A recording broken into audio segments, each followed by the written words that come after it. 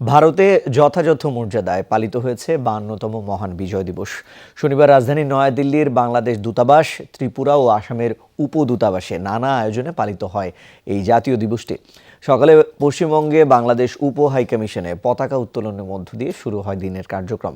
পতাকা উত্তোলন করেন উপ হাইকমিশনার আন্দালিব ইলিয়াস। পরে উপ হাইকমিশন প্রাঙ্গণে বঙ্গবন্ধুর মুজিব চিরঞ্জীব ভাস্কর্যে শ্রদ্ধাঞ্জলি নিবেদন করা হয়। এরপরে বাংলাদেশ গ্যালারিতে শুরু হয় বাণী পাঠ ও আলোচনা সভা। বিকেলেও সাংস্কৃতিক অনুষ্ঠানের আয়োজন রাখা হয়েছে।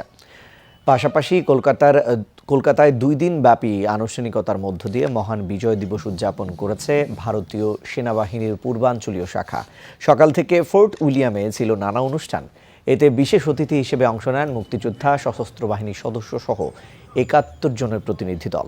উপস্থিত ছিলেন ভারতের স্থল, নৌ এবং বিমান বাহিনীর পূর্বাঞ্চলীয় শাখার শীর্ষ কর্মকর্তারা।